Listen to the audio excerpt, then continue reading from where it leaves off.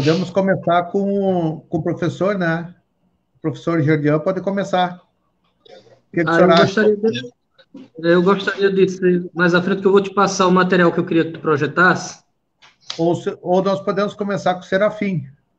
Acho que o professor Serafim é uma boa em língua estrangeira, começar abrindo bem e depois a gente parte para o professor Getúlio, se ele não se importar, né? Você consegue me ouvir? Fala, professor Serafim, como é que tá o amigo? Boa noite, galera. Daí, Serafim. E os problemas técnicos agora, mas já resolvidos. Posso começar, sem problemas. Deixa eu só conectar. Boa noite, pessoal. Estamos ao vivo aqui com mais um programinha aqui do Se Liga no Gordo. Hoje nós vemos com uma proposta um pouco diferente, que seria as dicas para a prova da SpaceX do final de semana, e trabalhando, claro, com as nossas dicas dos nossos grandes professores aí. O pessoal vai se apresentar e vai dar suas dicas importantes para a prova de sábado e domingo. Nós vamos trabalhar aqui com a língua estrangeira primeiro, depois vamos para a química, e depois nós vamos vendo aí matemática, português e as outras matérias. Então, assim, o pessoal fica liberado as perguntas, o pessoal pode perguntar sem problema, mas dentro de um contexto aí a gente vai ter que dividir as dúvidas, né, Gabriel? Vendo aí as dúvidas do pessoal para ser respondendo aos poucos. E o professor Venturini aí entrando.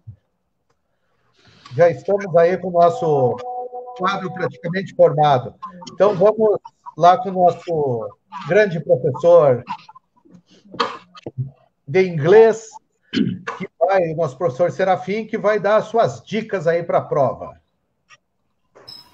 Boa noite, pessoal. Primeiramente, gostaria de dar uma boa noite aos colegas que estão aí e também a todo mundo que está nos acompanhando agora.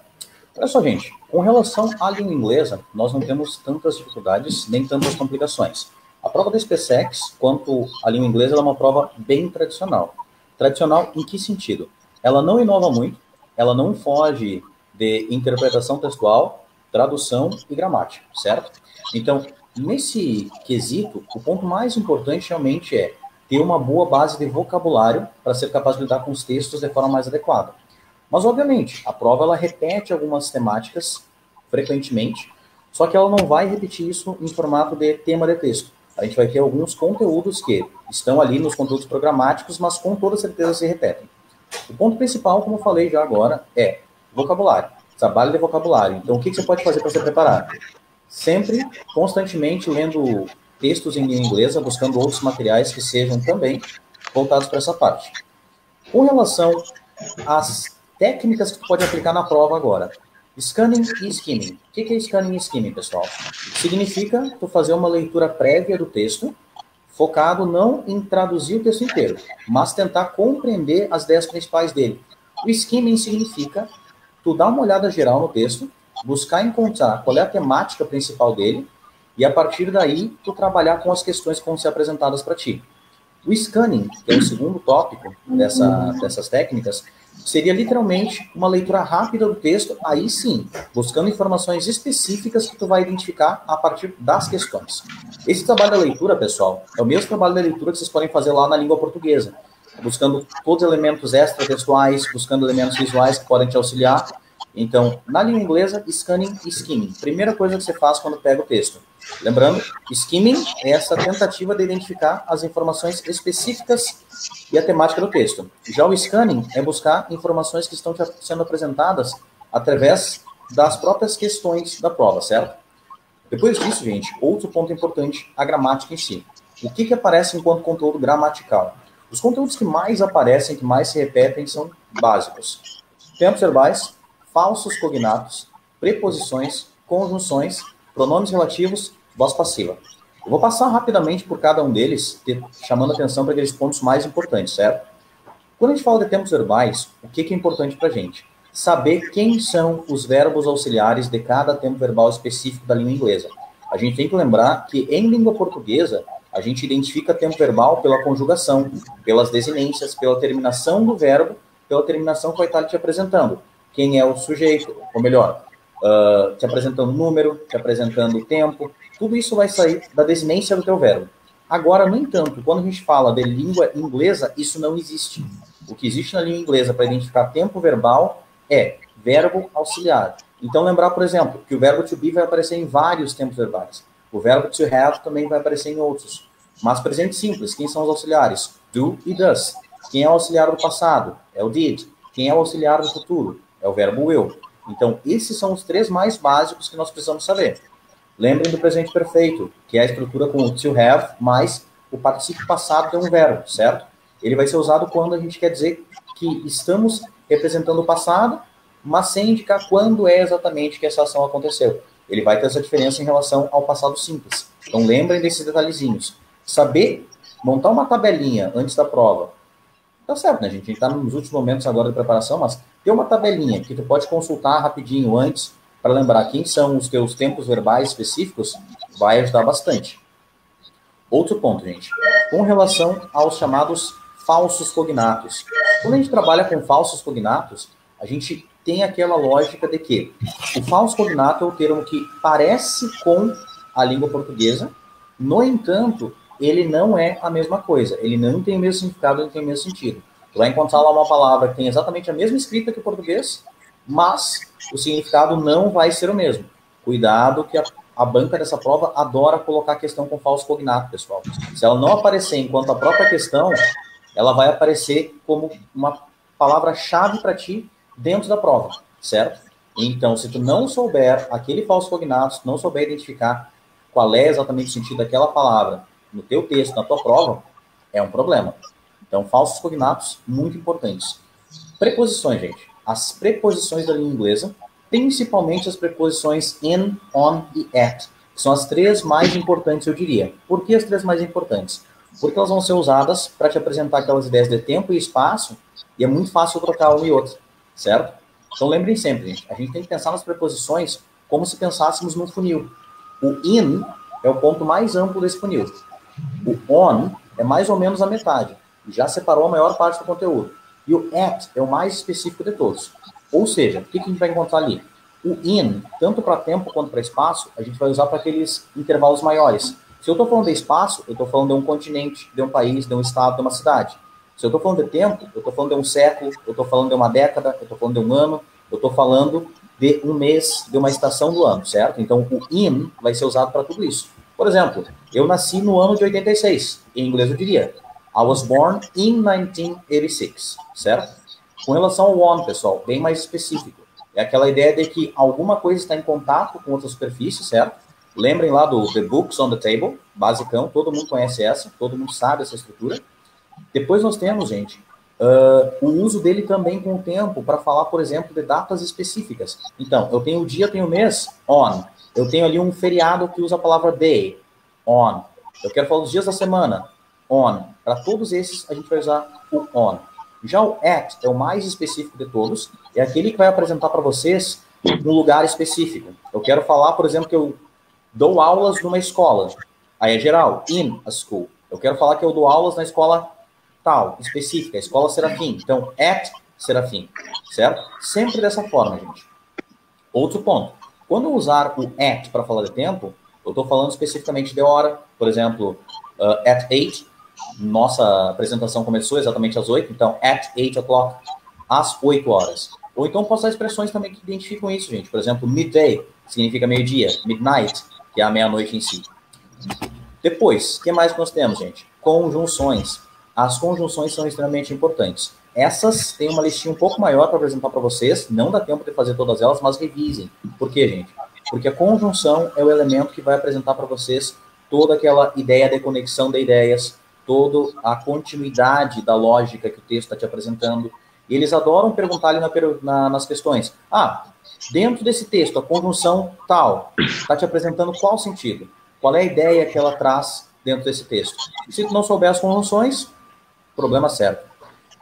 Pronomes relativos. Lembrem já de todos os WH lá, gente. What, where, when, who, whom. cada um deles representa um item diferente, uma ideia diferente, mas principalmente lembrem da diferenciação que existe entre o who, o whom, o what e o which. Por quê, pessoal? Esses aí são aqueles mais básicos para identificar sujeito e objeto dentro da frase, assim como também o what e o which são diferenciados porque o what é geral, o which vai falar de objeto e sujeito quando esse objeto ou sujeito é uma coisa dentro da tua frase, certo? O who é para pessoas, o which para coisas. Isso vai fazer uma diferença bem significativa na hora da prova. O outro ponto, quase fechando já essa partezinha rápida, voz passiva, a passive voice. A passive voice, pessoal, a voz passiva é exatamente a mesma coisa que nós temos em língua portuguesa. Qual é o detalhe?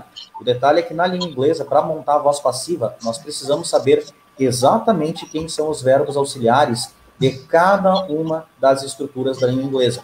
Para montar a voz passiva, nós sempre vamos precisar do verbo to be mais o verbo no particípio passado. Mas o verbo to be, ele precisa estar na tua estrutura exatamente no mesmo tempo verbal que a nossa frase da voz ativa.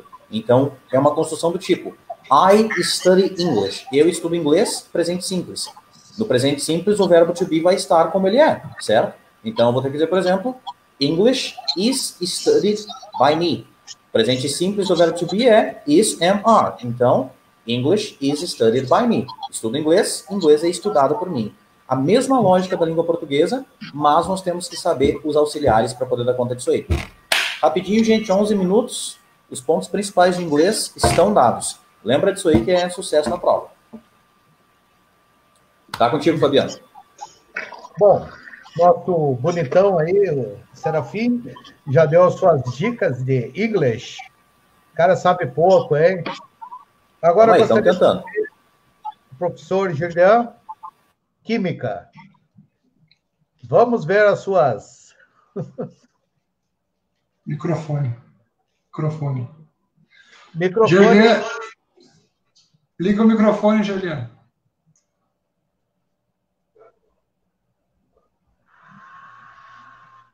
Agora. Boa noite, Fabiano. Boa noite, colegas. Prazer ter recebido esse convite, participar com os senhores. Sou o professor Gerdian de Química, aqui de Fortaleza, né? Trabalho aqui no Colégio Militar de Fortaleza e esse ano especificamente trabalhei com os alunos no preparatório para a SpaceX. Aí, como eu não estou bem ambientado com essa plataforma, Fabiano, eu queria saber se você tem como me dizer quantos alunos estão observando a gente. É que aqui eles vão entrando e vai acumulando. Agora nós temos 17, 18 alunos online, agora 16 online com nós. Mas pode ter mais gente ainda. Perfeito. Depois, no final, ele dá a soma geral, que eles vão entrando. Legal. Excelente. Pois bem, também queria saber, né, Fabiano, se tem como você projetar aquele documento, um PDFzinho que eu coloquei, chamado mapeamento. Eu estou com ele aberto aqui, eu já vou projetar ele. Tá bom, então vou iniciando.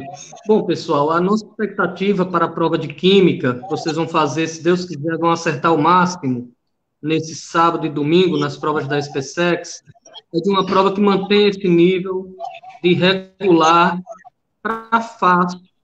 A prova não tem trazido questões difíceis ao longo desses últimos anos. Estava comentando com meus alunos que a última questão que eu considerei assim difícil foi em 2011, uma de estequiometria, que na verdade era mais de matemática com relação aos sistemas, mas ela traz uma dificuldade não nas questões, mas na formatação.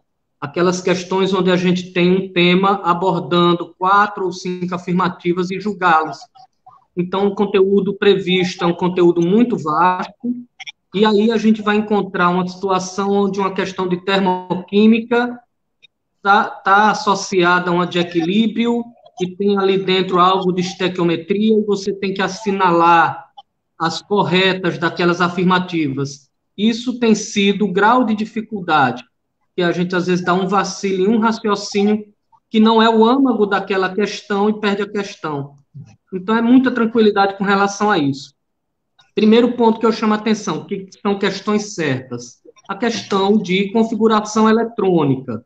Então, a gente tem que ir para essa prova sabendo a configuração eletrônica até pelo menos ali a ordem do número atômico 40. O ideal é que a gente treine o diagrama de Pauling para que a gente possa utilizar numa questão onde a gente passe esse número, como, por exemplo, tivemos num dos simulados agora recentes, dentro do sistema, uma que foi do chumbo 82, né? Ficar atento também àqueles átomos que são exceção em sua distribuição eletrônica, como o cobre 29, que a gente distribui, ele terminaria em 4s2, 3d9, e, na verdade, a gente sabe que por ajustes quânticos que não vem ao caso, fica 4s1, 3d10, o orbital D preenchido totalmente. Da mesma maneira, o crômio 24, que terminaria como 4s2, 3d4, por ajustes espaciais nos seus orbitais, fica 4s1, 3d5. Pois bem, eu vou só projetar rapidinho aqui, conforme vocês devem estar visualizando a projeção, o mapeamento dos itens que mais tem aparecido para nós. Olha lá. Mudanças de estado em matéria e substância. Mudança de estado físico, cai pouco. Caiu em 2017 um gráfico. Substâncias simples e compostas caiu no ano passado, a mais fácil da prova. É muito tranquilo, composto com um só tipo de elemento simples, com mais de um tipo de elemento composto. Aí entramos em atomística. Números quânticos são previstos, mas olhem, não caiu recentemente. Muito pouco provável, vale uma revisada, mas sem estresse. Configuração eletrônica tem caído, olha lá em 2017, no ano passado caiu também. Íons. Pessoal, nessa projeção, íons estão aparecendo em 2010 e 2014, porque eram digamos assim, o ponto crucial do item. Mas, em realidade, eles aparecem em todas as provas. Saber os átomos que perdem elétrons, cátions, os átomos que ganham elétrons, ânions, e como isso se processa, é basilar, é fundamental. É praticamente uma certeza que a gente não pode deixar de ter nessa prova. A evolução de modelos atômicos não tem caído, mas vale também tentar recordar, né, dos mais simples, mais antigos, como de Dalton, Thomson, Bohr, o Rutherford Bohr, o Bohr, o modelo com Sommerfeld, o modelo atômico atual, né, o modelo moderno, já mais quântico e probabilístico. Guardem isso, eventualmente pode aparecer. Olha lá, gente, isótopos, isótonos, isoeletrônicos, também é uma chance pequena, a gente viu que caiu aqui em 2015, eu acho, e de lá para cá nada muito crucial em cima disso. Vamos descendo, tabela periódica, propriedades periódicas, cai e é certa. Ficar atento a raio atômico, são os elementos que estão na porção esquerda da tabela, inicial da tabela, os alcalinos, e lá embaixo dessa coluna, ou seja, o frâncio é o de maior raio atômico. Fica atento à eletronegatividade, que é o oposto. Os mais eletronegativos estão lá no final da tabela. São os halogênios. Lembrem, gás nobre não tem eletronegatividade, mas gás nobre tem energia de ionização. Atentos à energia de ionização, que seria a propriedade periódica mais difícil, e daí a chance de aparecer. Passando, pessoal, vejam, ligações químicas, todo ano, ou alternando nos últimos 5 anos, tem caído. Tranquilo, revisa a ligação iônica, covalente, metálica, suas características e características dos compostos.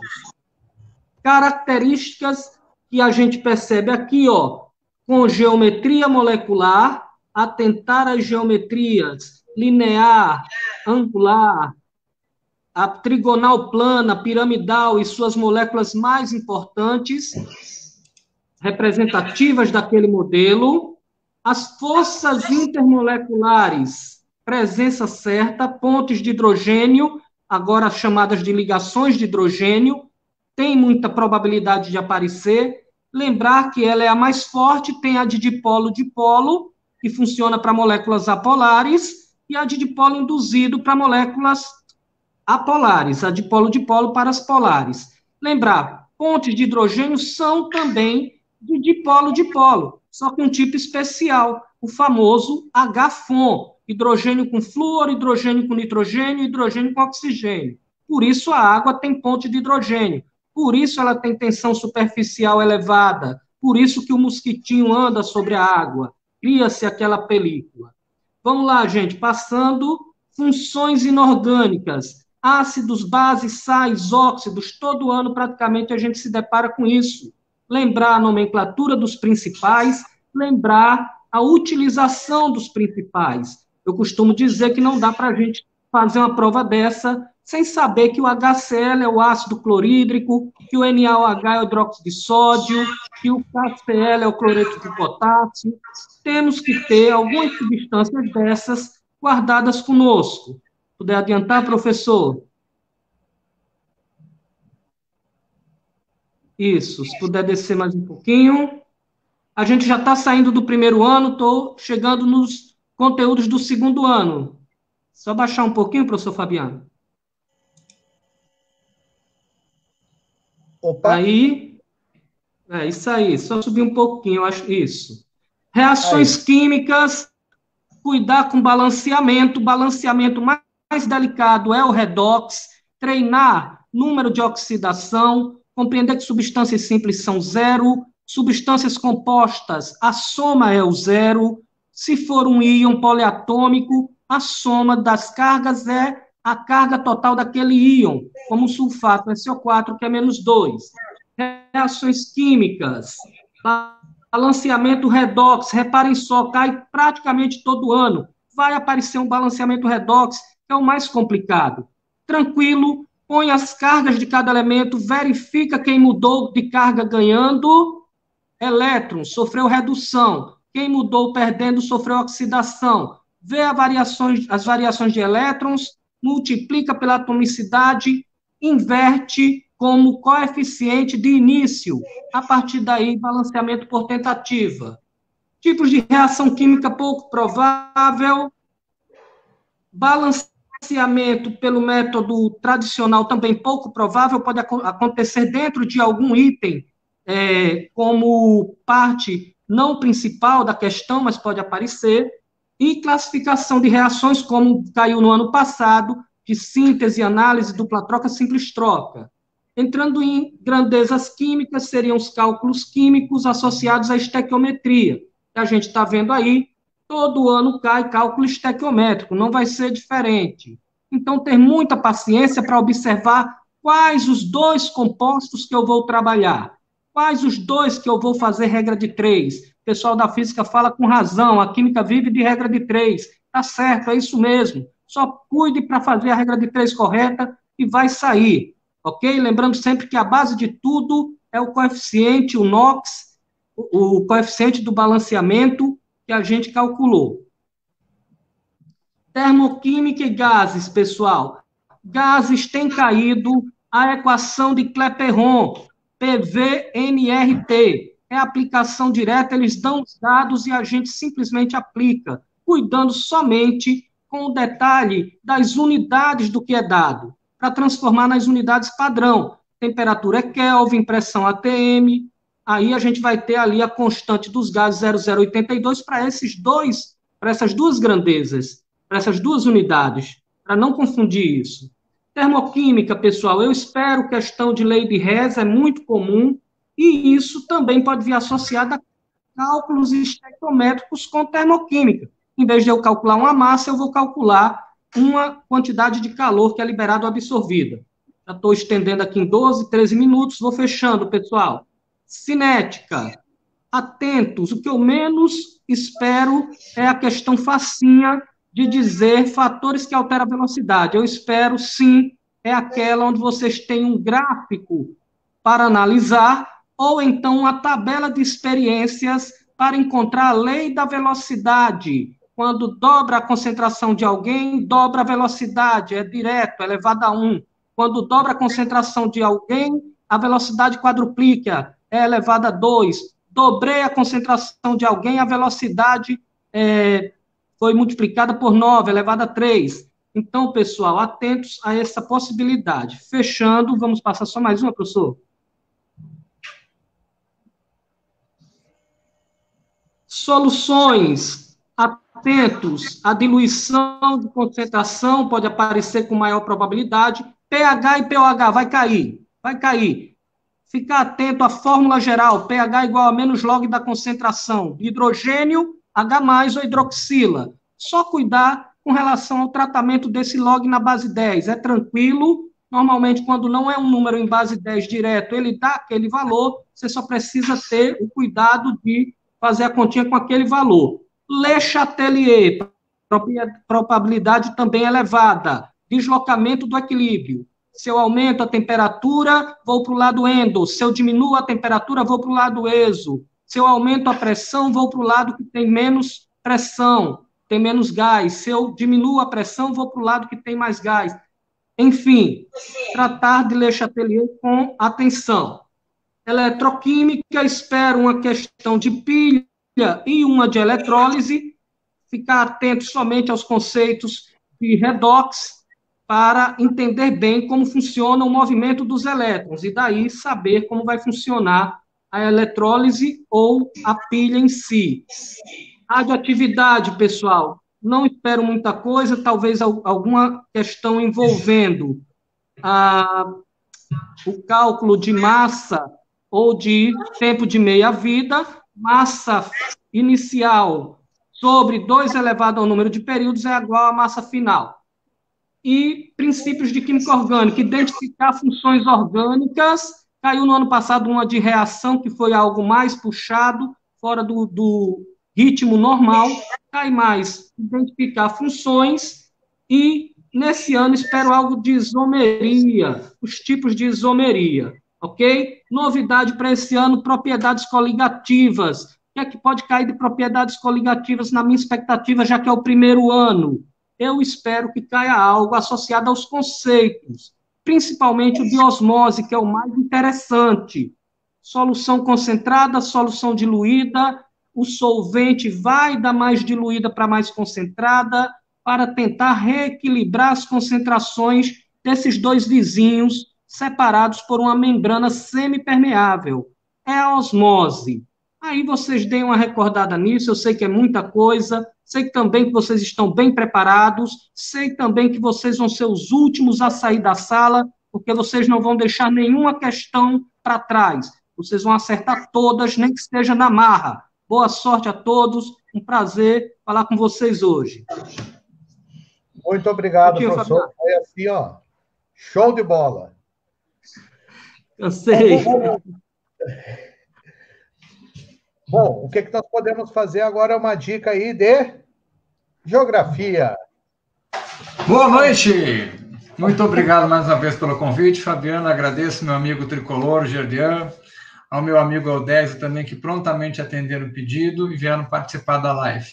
E aos demais professores, é um prazer tê-los aqui também e compartilhar esse espaço. Aos meus alunos, dicas para a prova. Primeiro dia, comece por português, faça a sua redação, valorize o gordo.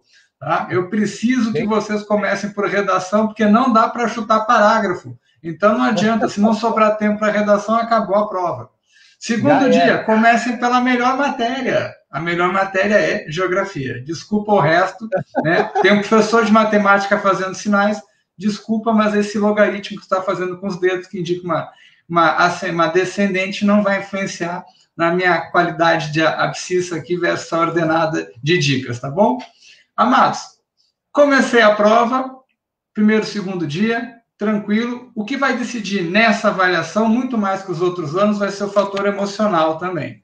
Então, se você puder mentalizar, orar, ficar calmo. Professor, comecei a me estressar, faz tempo que eu não vejo sala de aula, faz tempo que eu não sento numa sala de aula. Molha a cabeça, toma uma água, respira, volta. Tá? Não adianta lutar contra os teus sentimentos. Então, 50% da tua aprovação.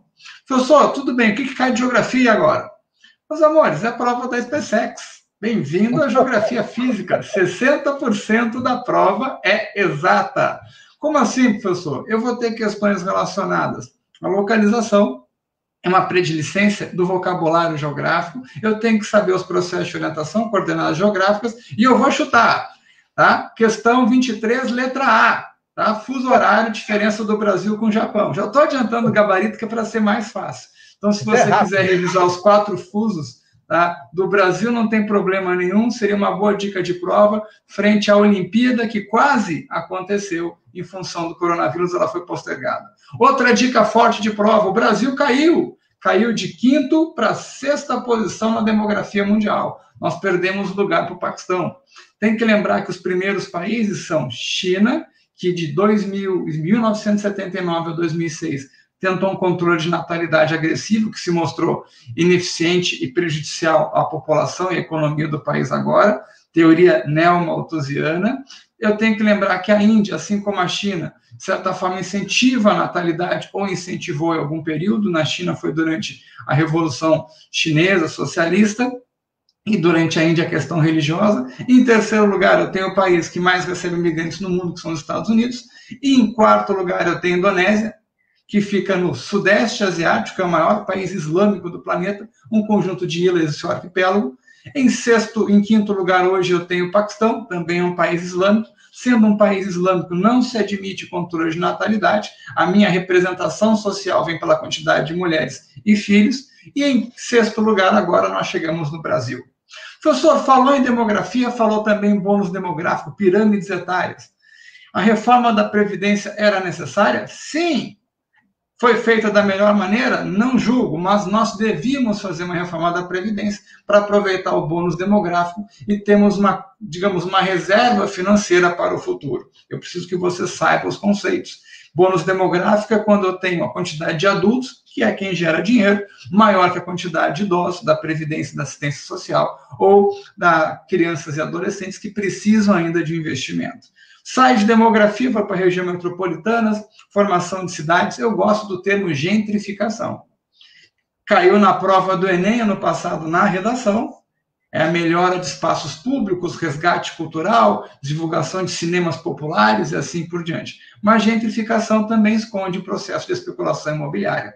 E já consta na sua biografia desde 2012. Então eu teria como trabalhar esses temas. Em geografia física, volta para lá, o que mais cai? Geografia do Brasil, o nosso clima, a nossa vegetação, as nossas massas de ar e cai corrente marinha. Dica quente para a prova hoje. Professor, a poluição do litoral pelos olhos. Ano passado, em 2019, eu tive no Ceará, tive no Rio de Janeiro. Como é que consegue? Eu tenho a liberação de um produto químico, óleo, que através das correntes marinhas, das Guianas ao norte, a corrente do Brasil, que passa paralelo ao litoral do Brasil até mais ou menos o Rio de Janeiro, eu tive a dispersão desse óleo por todo o litoral brasileiro, prejudicando o nosso litoral. Se você estava ligada nas lives do Gordinho, a gente trabalhou com a Amazônia Azul e nós já falamos sobre isso. Amados, dentro ainda de geografia física, massas de ar, rios aéreos, eles não perguntaram como é que eu tenho distribuição de umidade no país. Também nós temos a possibilidade grande de uma questão sobre isso. Professor, cai cálculo de escala? Graças a Deus não nessa prova, porque já caiu em 2019. Se aparecer, cai matemática, já que eles não têm conteúdo, ficam roubando questão. O que nós temos, então, de cartografia? De cartografia, nós temos a representação cartográfica. Já perguntaram se a Terra é plana ou não. Não fiquem exigindo modelos ideais de forma. A Terra é redonda. Como é que eu te provo isso? A sombra da Terra na Lua, os eclipses lunares, a questão da orientação de estrelas. No hemisfério norte, eu vejo a estrela polar. No hemisfério sul, não. No hemisfério sul, eu vejo a constelação Cruzeiro do Sul, que está no nosso brasão de armas, um dos símbolos nacionais. Na Constituição, artigo 13, nós temos, então, o Cruzeiro do Sul, que nós só vemos no hemisfério sul. Professor, então eu posso me orientar e fazer as provas? Sim. Também não caiu o nosso satélite. A SpaceX parece que esqueceu que o Brasil, desde 2017, tem um satélite só nosso. O Brasil tem um satélite para chamar de seu. O satélite geoestacionário de defesa e comunicação. De defesa e comunicações. O que esse satélite traz? 70% para a banda larga, Ministério das Comunicações, e 30% da criptografia, das relações militares, do Código de Estratégia e da segurança da informação. Esse satélite geoestacionário, por que é importante falar que ele é geoestacionário? Porque ele fica orbitando a Terra ao redor da linha equatorial, como se estivesse num ponto fixo. Ele acompanha o movimento e deslocamento da Terra. Quem vai explicar um pouquinho mais sobre isso é o meu colega Aldésio. Ele vai falar sobre deslocamento, que não existe queda no espaço, talvez, alguma coisa desse tipo, que o pessoal de física é meio psicopata. É um corpo que cai, não se preocupa quem morreu, se foi uma criança, se foi uma mulher, se foi empurrado. Então, de certa forma, nós temos essas relações de geografia física mais fortes para a prova. Vamos revisar? Eu tenho uma questão de fuso horário, eu tenho duas questões, uma questão de demografia, uma questão de urbanização, eu tenho a questão de correntes marinhas e eu tenho a questão de massas de ar e clima do Brasil. Eu tenho que saber os grandes biomas. É impossível ir para a prova da SpaceX. Ano passado nós tivemos 3 questões sem saber isso. Meio ambiente cai, as medidas, né, proativas. Vamos lembrar que a gente não tem na SpaceX a prova de biologia. Eu já pedi para incluir, então passa esse ano, que ano que vem vai ter mais uma matéria. O que nós temos, então, na prova da SpaceX? Toda a parte de biologia, conceitos ambientais, proteção do planeta, né, Capitão Planeta, para quem é mais velho, que nem eu, né, cai na prova de geografia. Então, tem uma questão relacionada ao meio ambiente. Eu perguntaria sobre chorume, lixão, contaminação. E já que eu falei em contaminação do solo, eu posso falar sobre a Vale do Rio Doce. A construção de usinas, a montante ou a jusante, todo o problema da mineração no Brasil e quais são os rios que prejudicam. Macete, quanto mais idiota, melhor. Então, eu tenho, né, Brumadinho, Mariana, eu começo com Mariana, né, Rio Piracicaba. O que eu tenho, então? Contaminação do Rio Doce. Para quem morou na região sudeste ou por ali, sabe que Piracicaba é uma caninha, uma cachaça. Então, né, Piracicaba, cachaça, e para Opeba, né, Rio São Francisco. Eu tenho 2 rios que começam com a letra P, contaminando 2 importantes bacias no Brasil. Amados, nós conseguimos esse ano, independente das críticas ao governo federal, se você gosta ou não, mas foi esse governo que conseguiu fazer a transposição do Rio São Francisco. Então, nós temos o fechamento de um ciclo que vem desde, né, de Dom Pedro II até 2020, ou seja, o ano não foi totalmente ruim. E para encerrar, eu te digo que não foi totalmente ruim, porque você, com certeza, será aprovado. Você que se interessou mais, estudou mais, participou mais ativamente, você será aprovado. Então, esse ano vai ser fantástico. E faz aquilo que eu te pedi, seja o último colocado aprovado. Porque o último colocado, ele é sempre mais querido, mais lembrado.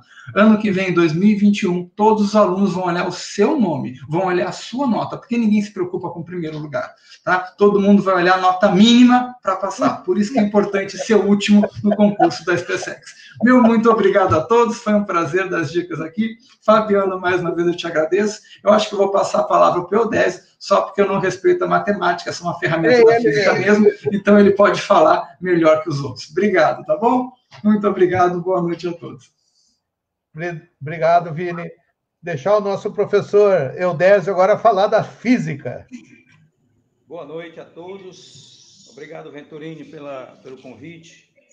Ao Fabiano Machado, prazer conhecê-lo. Aos outros aí, Gabriel Pacheco, professor de inglês, o Gerdean. Vocês estão me ouvindo bem, tranquilo? Tá bem. Tá bem, né? Beleza. Eu sou o professor Eudésio, professor de física, tá? Do Colégio Militar de Fortaleza. Não vão dizer que eu sou velho, não, porque eu estou há 26 anos no Colégio Militar. Mas isso não significa que eu sou velho. Experiente! Né? Experiente, justamente. E a gente, em física, né? A SpaceX, como eu sempre digo, ela, 12 questões, 5 a 6 questões são de mecânica, tá? Então, se você sabe mecânica, você acerta pelo menos uns 50% da prova, 40% a 50% da prova. Pessoal, mas mecânica é muito grande, realmente a mecânica é muito extensa, mas não tem outro jeito, tá? A mecânica se divide em cinemática, a dinâmica, né? E a estática, basicamente.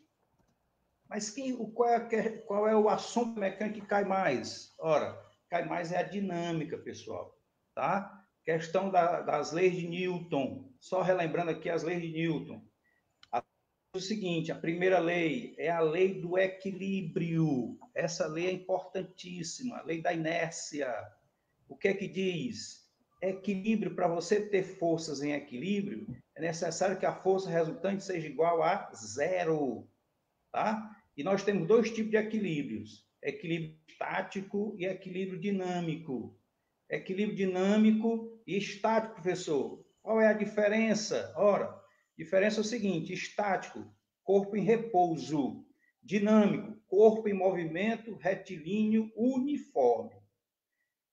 Qualquer questão que falar em equilíbrio, você resolve da mesma forma. Tanto o equilíbrio estático como o equilíbrio dinâmico. Você resolve da mesma forma. Força resultante igual a zero. As forças que estão para cima iguais às forças que estão para baixo. As forças que estão para a direita igual às forças que estão para a esquerda. Não esqueça disso.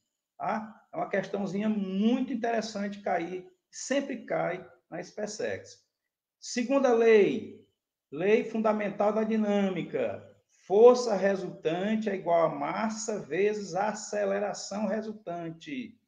Ora, a massa é uma grandeza escalar. Força e aceleração são grandezas vetoriais. Professor, o que é que significa uma grandeza vetorial? Grandeza vetorial, lembrando sempre, necessita de módulo, direção e sentido para ser definida, tá bom? Então, sempre que você tiver força resultante e aceleração resultante, você vai ter a força e a aceleração resultantes vão ter a mesma direção e o mesmo sentido. Sempre mesma direção e mesmo sentido. Por quê? Porque a massa é sempre um número positivo, tá bom? E a terceira lei de Newton, a lei da ação e reação, diz o seguinte: ora, se você tem uma ação, automaticamente você vai ter uma reação com o mesmo módulo, mesma direção e sentido contrário. E um detalhe importante: ação e reação ocorrem em corpos diferentes, tá bom? Então, ter cuidado nisso. Ora, a força normal e a força peso nunca serão ação e reação. Então, sempre ter esse cuidado aí. Já foram questões de vestibular, de vários vestibulares, né? E as pessoas, normalmente, a força peso e a força normal tem a mesma direção, tem sentido contrário, tem o mesmo módulo. Então, é ação e reação. Errado. Tá bom? Errado. Então, ter cuidado nisso. Tá certo? Outra coisa importante na dinâmica é energia. Lembrando sempre, eu sempre falo para o aluno o seguinte: a prova da SpaceX de Física, a maioria das questões é aplicação de fórmula. Aí o pessoal diz assim: professor, é muita fórmula para decorar. Mas se você aprender, é melhor. Mas se você não consegue aprender, pelo menos decore as fórmulas. Não tem outro jeito, tá? Então, por exemplo, energia mecânica, né? A conservação da energia mecânica. Energia mecânica, como todo mundo sabe, é energia cinética mais energia potencial.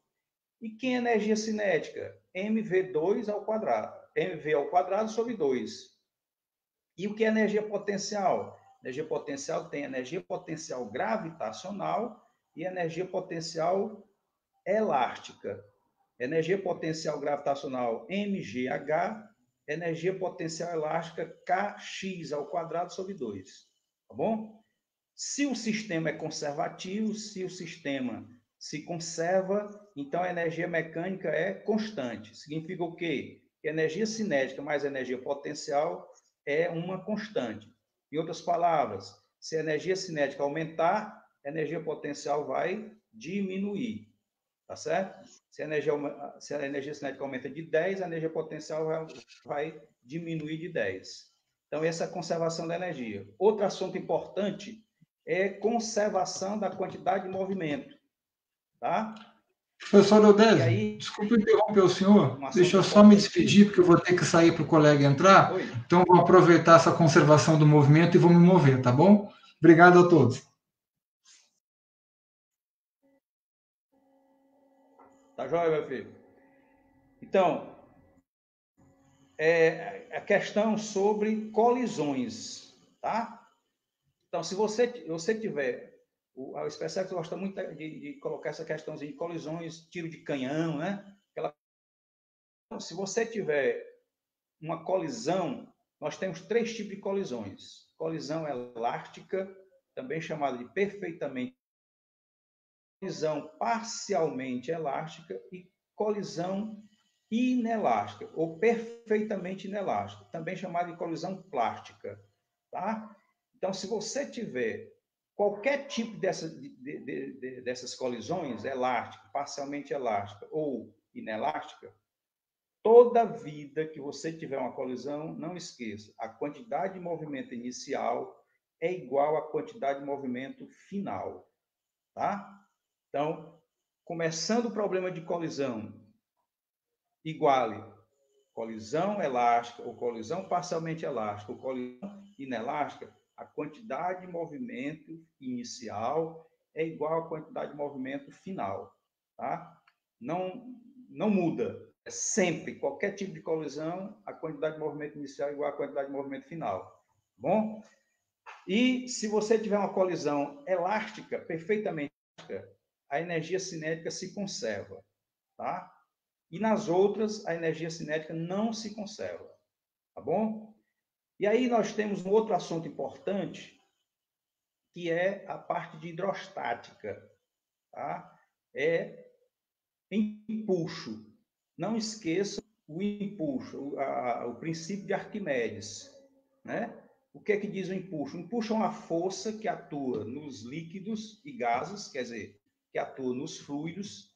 É uma força geralmente de baixo para cima, na vertical, tá bom?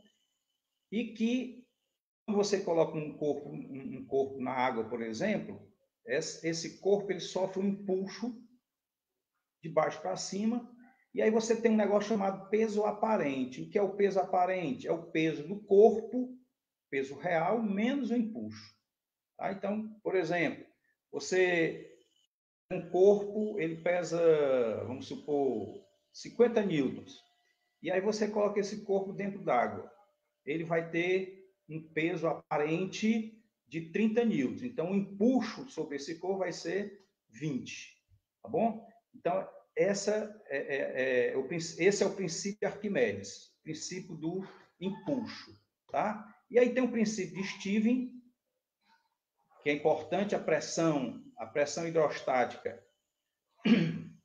sobre um corpo em um líquido é DGH. Não esqueçam, DGH. A pressão hidrostática, pressão efetiva, depende basicamente de quê? Da altura da coluna de líquido, tá bom? Não depende da área e nem do volume do líquido, tá? Então, às vezes as pessoas dizem, eu tenho um volume muito grande, eu tenho uma área muito grande, então a pressão vai ser muito grande. Não, a pressão não depende da área e nem do volume. A pressão hidrostática depende apenas da altura da coluna de líquido. Tá bom? Então não esqueçam disso. Isto é a parte mecânica, pessoal, a parte dinâmica. Uma questão que sempre cai, sempre cai, todos os anos, nos últimos 10, 15 anos, tá? Quando foi colocado a parte de eletricidade na prova da SpaceX, é circuitos elétricos. Sempre cai uma questãozinha de circuitos elétricos, tá? E é lembrar sempre o seguinte, é difícil a gente ver aqui um circuito, né, como é que se imagina um circuito elétrico e tal. Mas é o seguinte, olha, toda vida que você tiver um circuito elétrico, lembre-se o seguinte, se os aparelhos, se os resistores, se as lâmpadas estiverem em paralelo, tá? Estas lâmpadas, estes resistores vão ter a mesma diferença de potencial. Essa é a principal característica de resistores, de aparelhos, de lâmpadas em paralelo. Mesma DDP, mesma diferença de potencial em paralelo. Se estiverem em série, mesma corrente elétrica, tá bom? Aí tem duas formulazinhas básicas lá em eletricidade, em eletrodinâmica. U igual a RI, DDP igual a resistência vezes a corrente, e potência igual a U vezes I. São essas duas fórmulas. As outras fórmulas são derivadas dessas fórmulas aí. Tá? A pessoa, eu me lembro da fórmula RI ao quadrado, P igual a RI ao quadrado. É justamente você pegar U igual a RI e P igual a U vezes I e transforma em P igual a RI ao quadrado. Tá bom? Então, quando você tiver um circuitozinho elétrico, lembre-se disso. Tá? Resistores em paralelo, mesma DDP. Resistores em série, mesma corrente. Tá? Isso é eletricidade. A parte de termologia aí é uma questão sobre termodinâmica, tá? Termodinâmica. Primeira lei da termodinâmica. O que é que diz a primeira lei da termodinâmica? Variação da energia interna, ΔU igual a quantidade de calor menos o trabalho. Q menos trabalho. Calor menos trabalho. Então, ΔU é Q, calor, menos W, trabalho. Tá? Aprendam, decorem essa formulazinha. E aí, a partir dessa fórmula, você tem 4 transformações importantes. Uma isoterma, uma transformação isotérmica, uma curva chamada isoterma, uma isocórica ou isovolumétrica, tá? Uma isobárica e uma adiabática. Então, se você tiver uma isotérmica, você vai ter temperatura constante. Temperatura constante significa que ΔT é igual a zero. Automaticamente, ΔU é igual a zero. Quer dizer, numa isotérmica, você não vai ter variação da energia interna. Tá bom? Numa isocórica, numa isovolumétrica, significa o quê? Que volume é constante. ΔV igual a zero. Numa isocórica, o que é que você vai ter? Volume constante, ΔV igual a zero, o trabalho é igual a zero. Então, você não vai ter trabalho. Tá bom? Numa isobárica, você vai ter tudo. Pressão constante, a fórmula ΔU igual a Q menos trabalho, vai ser normal. E adiabático, o que é uma adiabática? Calor igual a zero, quer dizer, não há troca de calor. Automaticamente, ΔU é igual a menos trabalho. Tá bom?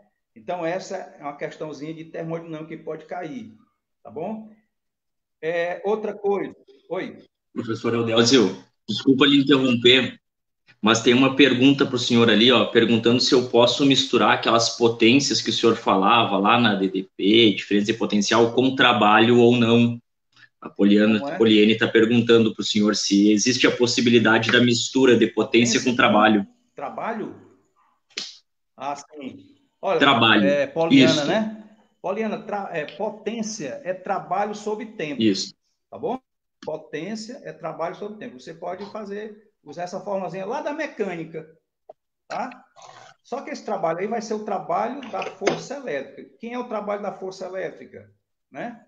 Quem é o trabalho da força elétrica? É a força elétrica, tá bom? Vezes a distância, né? Trabalho é força vezes distância. Então, você pode fazer isso aí, tá? Potência é trabalho sobre tempo. Não esqueça, potência é trabalho sobre tempo, energia sobre tempo ou calor sobre tempo. Você pode usar do jeito que você quiser. Dependendo de como você trabalha, você tem aí potência, lá na mecânica, trabalho sobre tempo. Potência, energia sobre tempo. E lá na termodinâmica, potência vai ser calor sobre tempo, tá? Trabalho, energia e calor são coisas semelhantes, tá bom? Para encerrar as minhas dicas, o seguinte, nós temos a parte de ótica geométrica, tá? Ótica geométrica, pessoal, geralmente, quando cai uma questão, cai muito, tá? Quando cai uma questão, cai muito. Mas só uma dica importante sobre ótica. Lentes esféricas, tá? Lentes esféricas. E aí você, para trabalhar com lentes, você precisa daquela formulazinha do índice de refração. Tá? Índice de refração é igual a C sobre V. Tá bom? C é a velocidade da luz no vácuo, V é a velocidade no meio qualquer. Então, pega essa fórmulazinha aí, N igual a C sobre V, e a lei de Snell, né? Lei de Snell. E diz Snell-Descartes. O pessoal geralmente nos livros só usa lei de Snell. Que é o quê? N1 seno do ângulo de incidência igual a N2 seno do ângulo de refração. Geralmente, o que cai em ótica é justamente sobre essas duas formulazinhas, que é justamente sobre as lentes esféricas, as lentes convergentes e divergentes. Não esqueça, lente convergente, o número está dizendo, converge para um ponto. Esse ponto é o foco. Divergente, diverge para vários pontos. Tá bom? Tá? Está perguntando aí, professor, cai muito leis de Kirchhoff, né? As leis de Kirchhoff. Pessoal, a lei de Kirchhoff é uma lei geral, tá? Todo circuito elétrico você pode resolver usando a primeira e a segunda lei de Kirchhoff. O que é que a primeira lei de Kirchhoff diz? A primeira lei é a chamada lei dos nós. O que é que diz essa lei dos nós? Diz o seguinte: a corrente que chega em um nó é igual à soma das correntes que saem desse nó. Quer dizer, se você chega duas correntes em um nó, em um ponto, e sai três correntes, a soma dessas duas é igual à soma dessas três que saem. Isso é a primeira lei de Kirchhoff. E a segunda lei de Kirchhoff é a lei das malhas. E o que é que diz a lei das malhas? A soma das DDPs em uma malha é igual a zero. Pessoal, e o que é uma malha, né? O que é uma malha? Malha é você escolher um ponto, sair desse ponto e retornar para esse ponto. É você percorrer um circuito, um círculo, tá bom? Então, se você sai de um ponto e retorna para aquele mesmo ponto, no sentido horário ou no sentido anti-horário, tanto faz, você percorreu uma malha. E ele diz o seguinte: a soma das DDPs nesta malha é igual a zero. E qual é a DDP? DDP é U. U é igual a quem? R vezes I. Né? Você tem duas maneiras de calcular DDP numa malha. R vezes I e a força eletromotriz. A força eletromotriz é a própria DDP. Tá bom? Então, essa é as leis de Kirchhoff. O pessoal cai muito na lei de Kirchhoff, é circuito. Tá bom? Se você sabe a lei de Kirchhoff, você resolve qualquer tipo de circuito. Aliás, qualquer tipo assim, a nível de ensino médio. Tá? No superior já é um pouco diferente. Mas nível de ensino médio, você sabendo a lei de Kirchhoff, você resolve qualquer probleminha. Tá? Para terminar a questão da ótica lá, né? Só lembrando que nas lentes esféricas, tá? Vejam aquele que eu falei lá, e a lei de Gauss, tá? A lei de Gauss diz o seguinte: 1 sobre F é igual a 1 sobre P mais 1 sobre P'. O que é F? É a distância focal, P é a distância do objeto à lente, e P' é a distância da imagem à lente. Esta fórmula tanto vale para lentes como para espelhos. Tá bom? Espero que eu tenha sido, né, útil nesta live e foi um prazer ter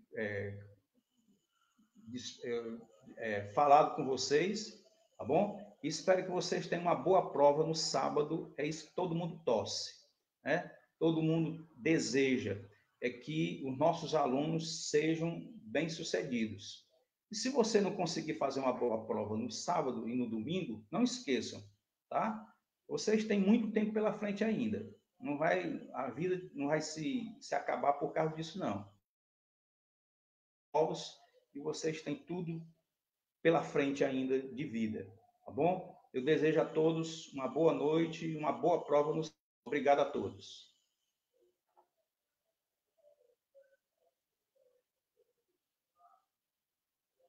Muito obrigado, professor. Foi muito boa a sua intervenção aí. tirou a dúvida da galera. Foi muito bem mesmo. Agora, como eu coloquei no grupo, agora nós vamos colocar agora aqui o Gabriel dando suas dicas de matemática, que o nosso professor de história está com um problema de conexão. A conexão dele parece que é histórica, né? É histórica. Pessoal, vou só pedir permissão para me despedir aqui rapidamente. Coloquei no grupo. Certo?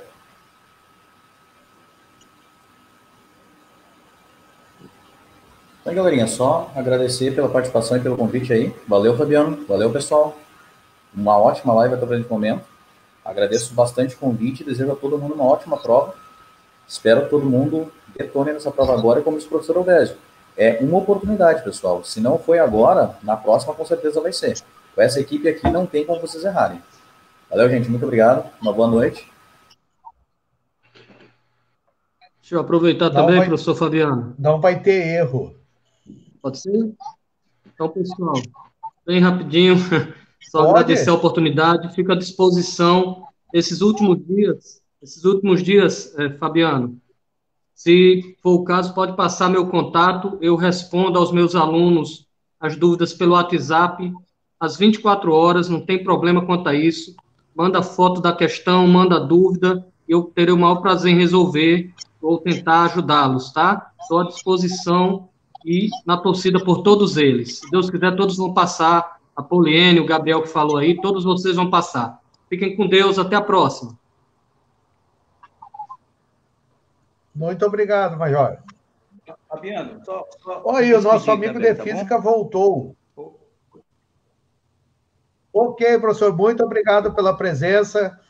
Daqui uns dias vai ter a prova da ESA. Aí a ESA não cai a física e química, mas nós vamos estar sempre fazendo esse bate-papo aí, essas lives de dicas aí para o pessoal. Qualquer coisa você pode se contactar comigo, com o Venturini, que ele tem meu telefone, tem meu WhatsApp, tudo bem, tá certo? Pode deixar. É um prazer, meu filho. Muito obrigado, professor. Boa aula aí, Gabriel. Obrigado. Até mais. Todo mundo para agora entrou o Yuri. O Yuri, Gabriel, o Yuri apareceu aí. Vamos deixar o Yuri falar. Tchau, pessoal. Boa noite. Tchau, me escutam, pessoal? Sim, professor. Tudo de boas.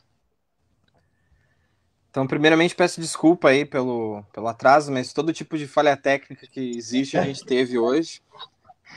Então, internet que não está funcionando, 3G que não estava entrando, agora eu consegui, mas não vou conseguir ficar por muito tempo aí também, porque já tá, então, minha bateria está indo conforme vão os minutos. Então, estou com medo, inclusive, de terminar aqui a bateria. Mas é o seguinte, prova de história, ela é bem abrangente, né?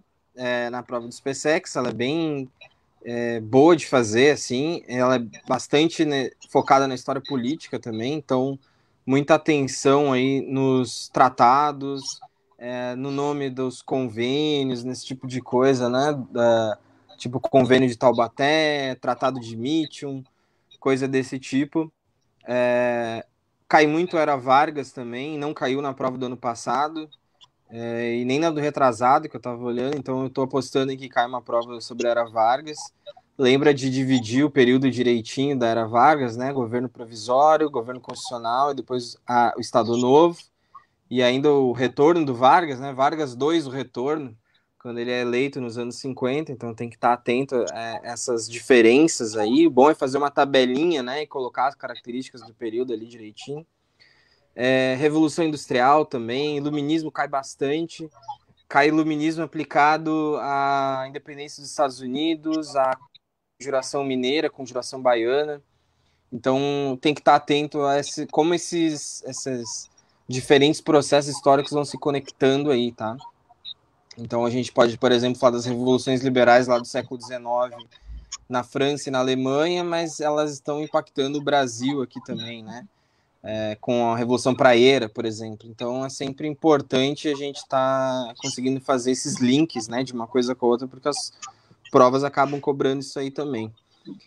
Renascimento também é um tema bastante abordado nos últimos anos, vem sempre uma questãozinha sobre renascimento, ou sobre revolução científica ali, né?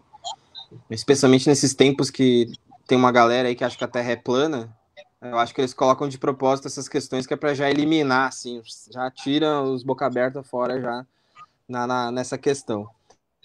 E lembrando sempre que prova de história é bem importante, porque o pessoal acaba focando bastante em matemática e português e acaba deixando história meio que de lado, tipo, não, tá tranquilo.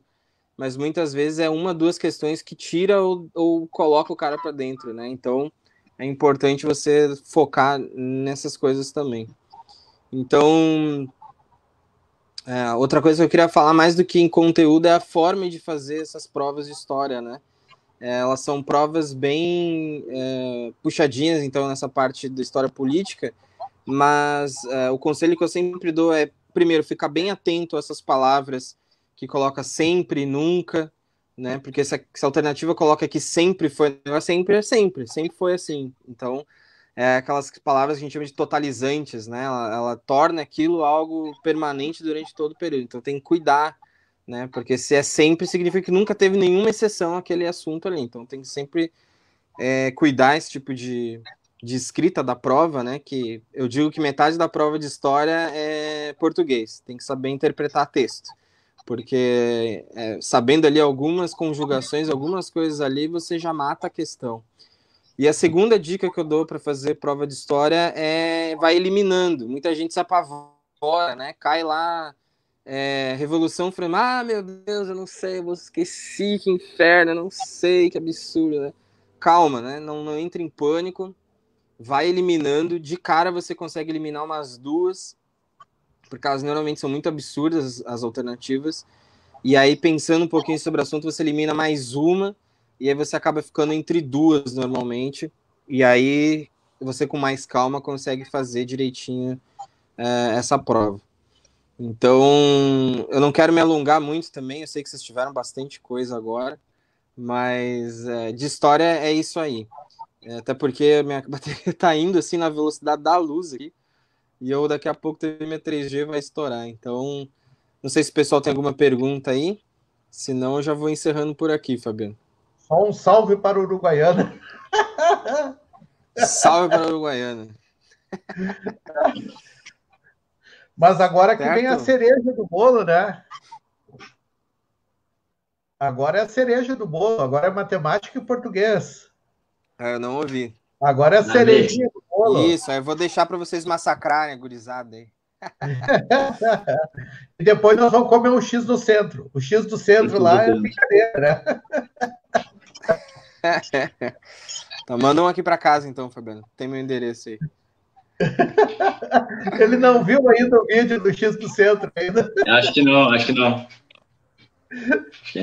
Não, tô por fora. Mas X é bom. Assiste lá o vídeo que tu vai entender o X do centro. Muito obrigado, Yuri. Valeu, pessoal. Abração para vocês aí. Tudo de bom. Valeu, Yuri. Abração, cara.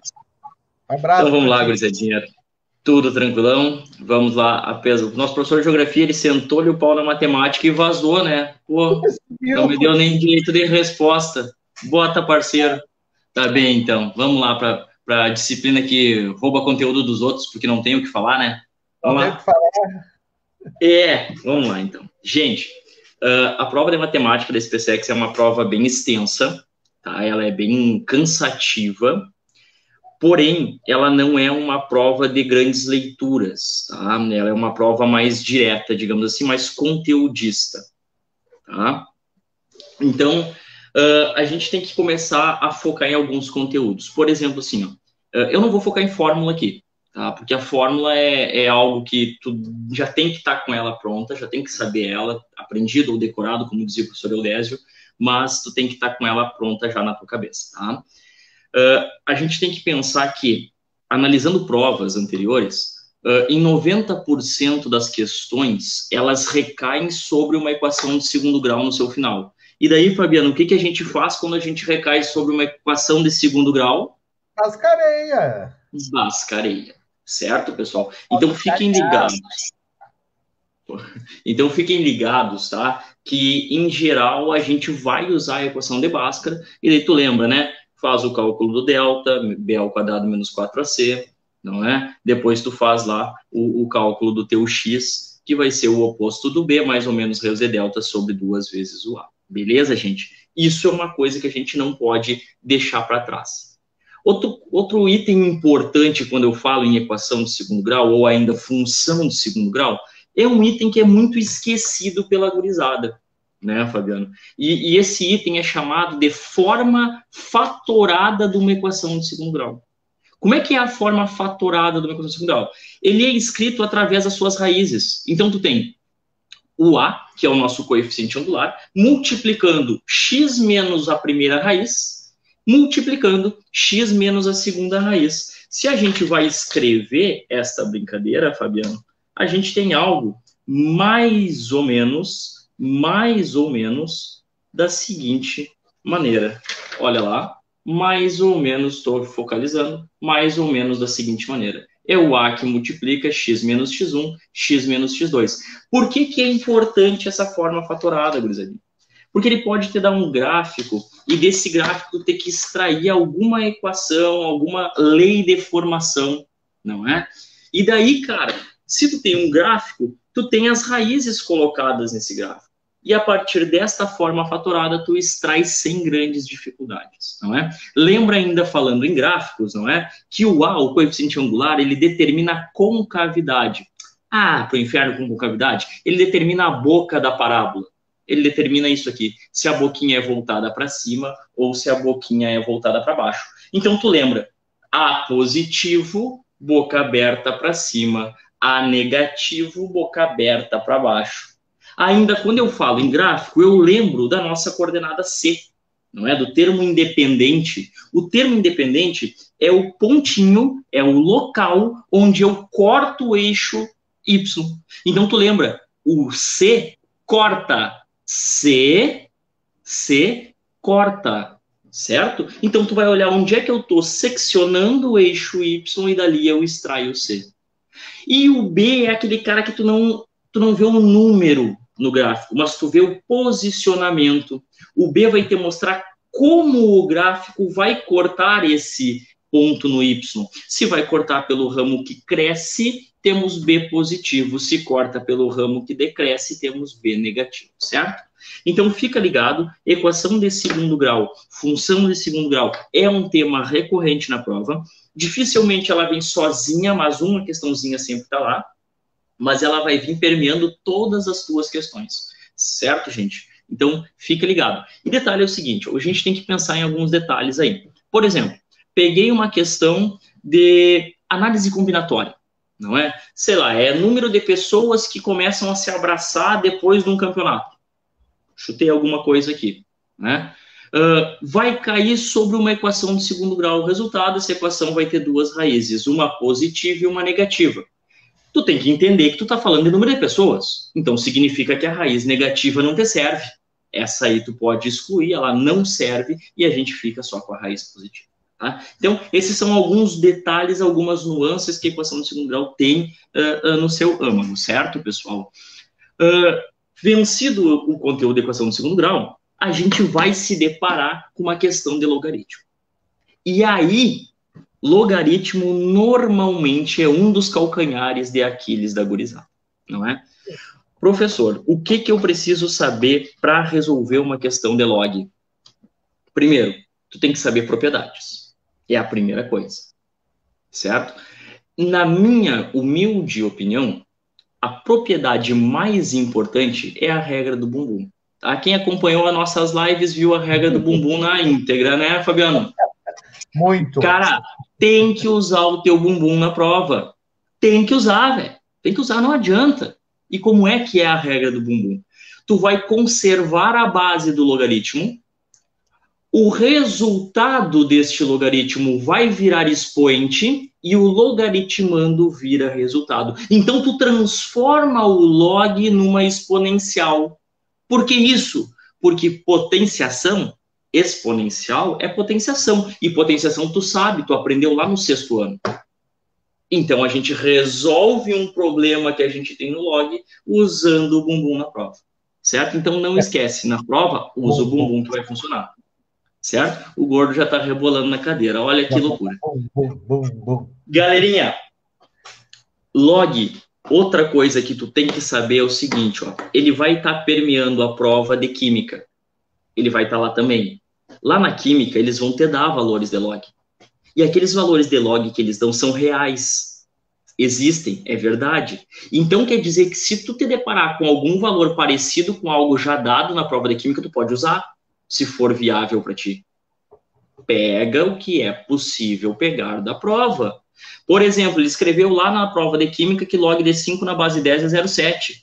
Na prova de matemática, ele vai continuar sendo 0,7. Então, vai lá e busca aquela informação e substitui. Certo? Onde que vai estar isso lá na química? pH e pOH. Pena que o professor Gerdian não está mais aí, mas, enfim, vai estar lá, certo? Porque lá, isso é as equações que determinam lá os potenciais de hidrogênio, né? Muito bem. Outra coisa que eu sou obrigado a saber. Log de 2 na base 10. Anota aí, ó. Pega aquela canetinha marca-texto que brilha no escuro, porque tu vai anotar e vai colar no teto do teu quarto e até o dia da prova, toda vez que tu for dormir, tu vai rezar essa oração. Log de 2 na base 10, 0,3. Tem que saber. Log de 3 na base 10, 0,47. Também tem que saber. São 2 logs que tu é obrigado a levar para a prova e a prova não tem a obrigação de te dar. Beleza? De log, eu queria lembrar esses 2 log para ti. Beleza? Outro. Propriedade legal, né? Mudança de base. Tu vai escrever uma divisão de logaritmos na base que tu quer. E o cara que está em cima, continua em cima. E o cara que está embaixo vai para baixo. Tu lembra daquela música muito antiga das meninas, não é? O de cima sobe e o de baixo desce. Bom, xibom, xibom, bom, bom. Beleza? Quando fazemos mudança de base, lembra do bom, xibom, xibom, bom, bom. O de cima sobe e o de baixo desce. E agora com o gordo dançando, não tem como esquecer mais essa brincadeira. Beleza? Que visão no inverno. Olha lá. Acabamos de fazer uma compilação com o demônio depois dessa, viu? Melhor que o X do centro. Já vamos chegar no X do centro daqui a pouco, porque esse vai estar na prova certa, sem sombra de dúvida. Se preparem. Já que o gordo pegou e já deu a entrada, né? Ô, louco, agora... Oi?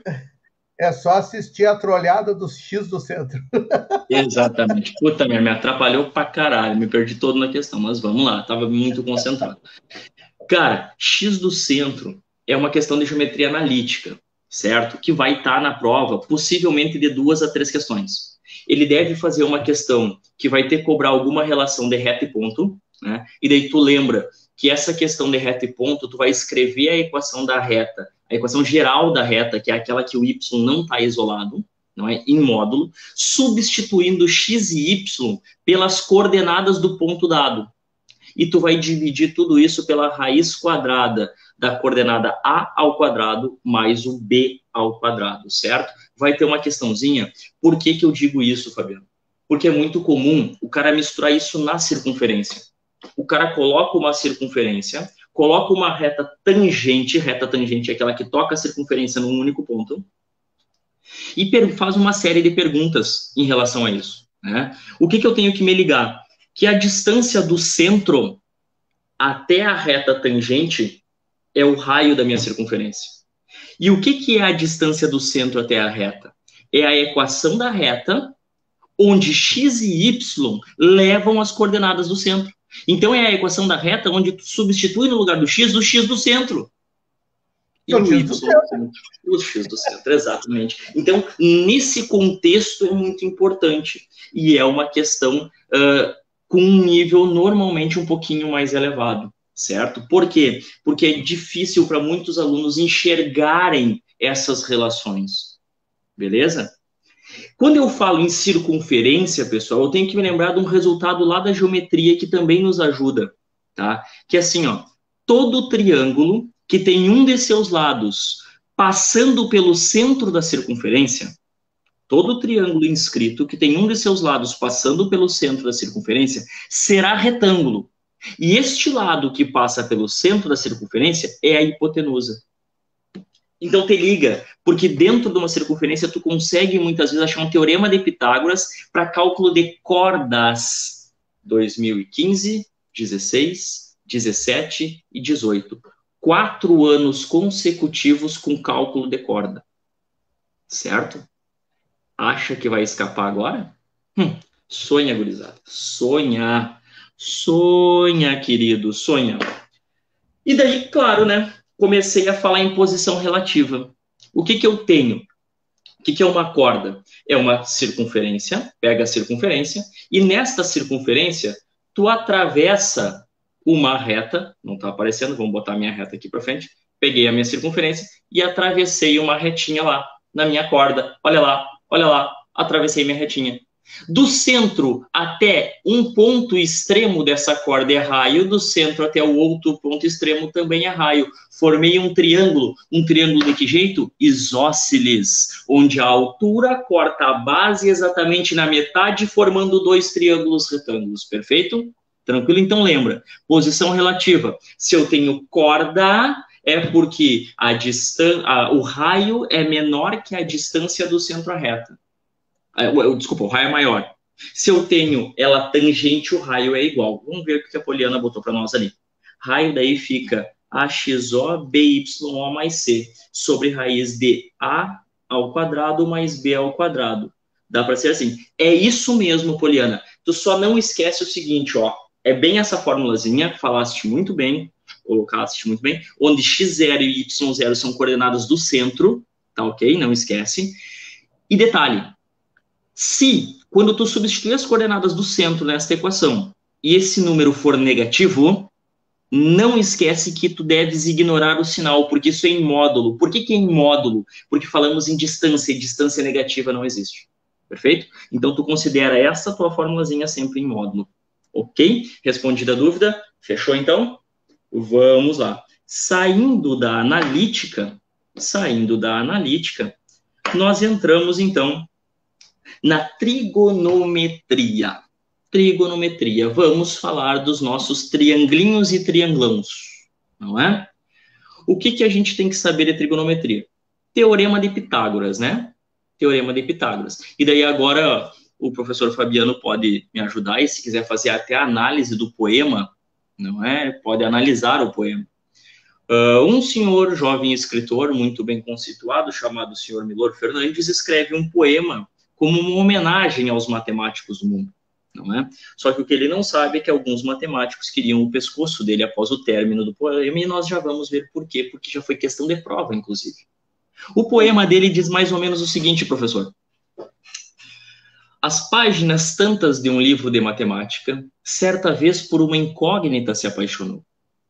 Pelo seu olhar romboide, sua boca trapezoidal e seus seios esferoides.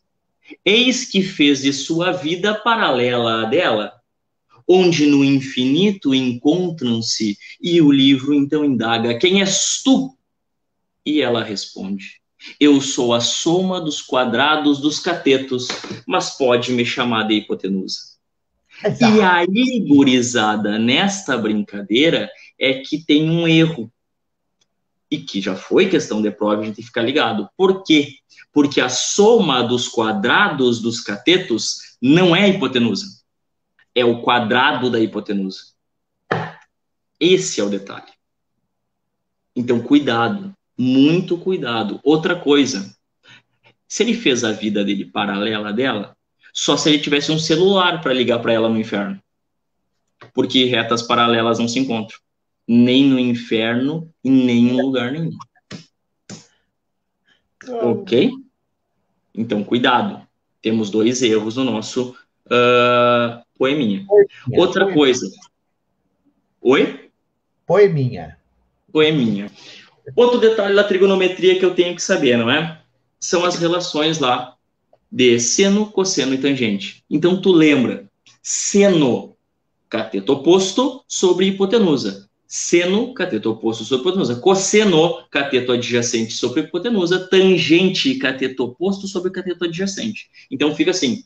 Sem sono, corri. Cateto oposto e hipotenusa. Com sono, cosseno, caí. Cateto adjacente e hipotenusa. Enquanto isso, tem gente tomando coca. Cateto oposto, cateto adjacente. Ok? E aí tu tem que lembrar na nossa musiquinha. não é? Para os arcos trigonométricos de 30, 45 e 60, não é? Seno de 30, 45, 60, cosseno de 30, 45, 60, tangente de 30, 45, 60. Então fica aquela brincadeira. 1, 2, 3, 3, 2, 1, tudo sobre 2. Botar raiz no numerador e já fui os dois. A tangente é diferente, vamos aprender.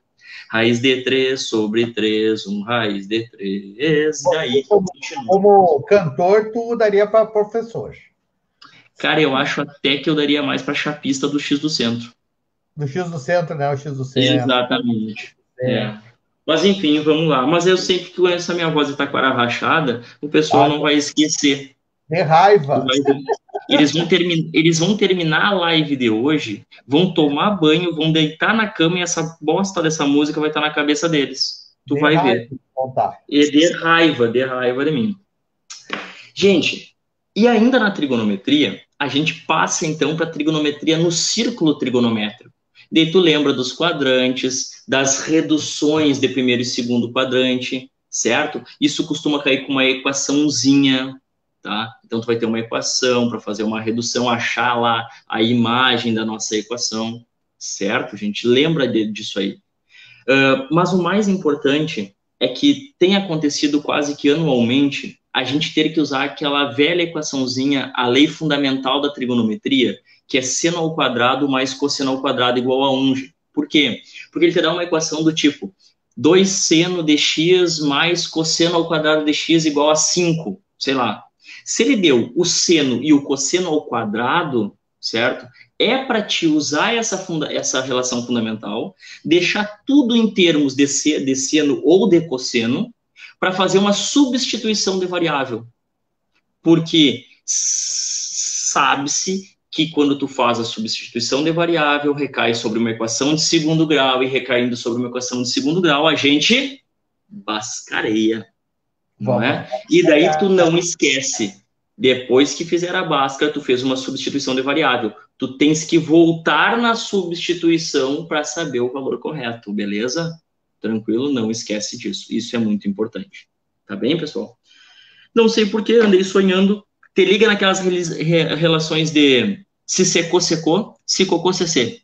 Como assim? Arco duplo, seno de A mais B. Ah, professor, eu sempre confundo isso. Eu nunca sei se é seno vezes cosseno, cosseno vezes cosseno. Eu faço um nó nisso. Então, lembra. Se secou, secou. Se seno secou, seno vezes cosseno.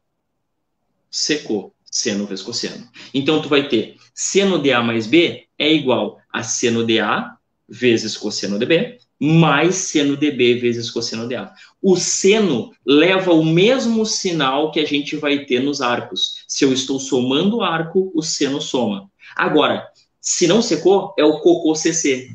Então, o cosseno de A mais B é cosseno de A vezes cosseno de B, menos, ele leva sinal contrário, cosseno de B, seno de B vezes seno de A. Beleza? Lembra, dá uma revisadinha que vale a pena. Tô com ela, passei a noite com ela na cabeça.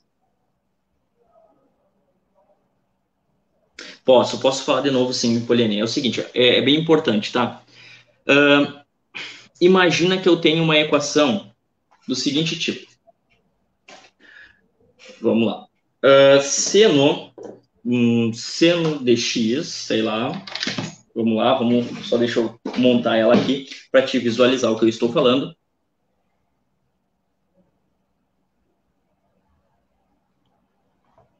Só um minuto.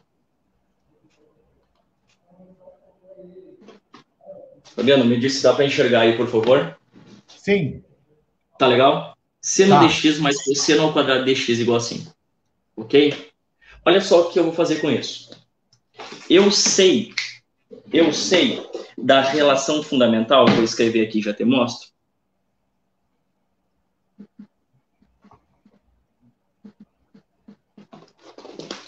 Isso aqui, que seno ao quadrado de x mais cosseno de x vale 1. Isso a gente sabe da equação fundamental.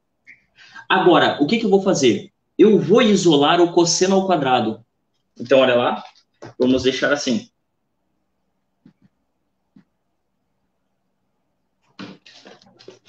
cosseno ao quadrado de x é igual a 1 menos seno ao quadrado de x. E agora eu vou substituir aqui, ó, nesse ponto. E daí eu vou ter o seguinte.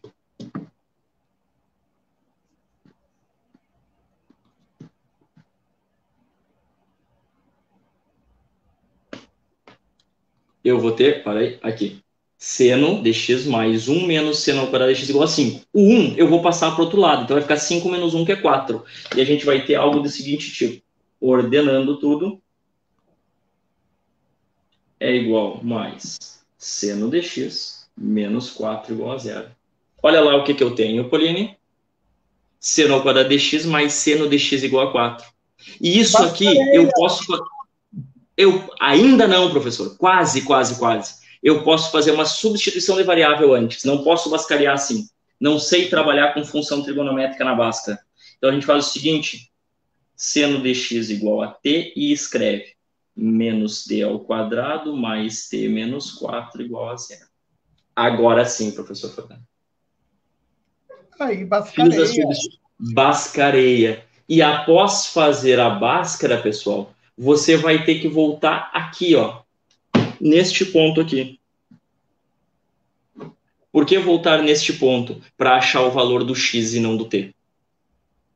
Aí, ficou entendido, Poliane? Acredito que sim, né? Ficou bem desenhadinho. Certo, pessoal? Por que seno de x não seria ao quadrado? Porque lá na equação inicial ele não deu ao quadrado, ó. Lá na equação inicial ele deu só seno. Essa equação em vermelha foi dada pela prova. Só por isso. Só por isso. O seno ao quadrado ele surge a partir da manipulação da lei fundamental, ó. Ele surge a partir da manipulação da lei fundamental. Aqui, equação que a prova deu. Aqui, manipulação que eu fiz.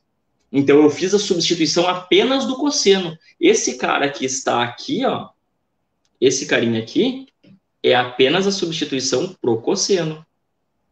O outro eu mantive. Beleza? Então, cuidado com isso aí, tá? É algo importante e que aconteceu aí em muitas das provas deles, tá ok? Fechou? Trigonometria, fechamos. Cara, eu nem vou falar em geometria, tá? Porque geometria é questão certa, vai cair ali um triângulo, um quadradinho, um retângulo, tá? É uma questão meio óbvia aí da prova da SpaceX, é a questão de geometria. Tá? A geometria plana, certo? Plana. Espacial, eles cobram mais a parte de paralelepípedo e cone. Tá?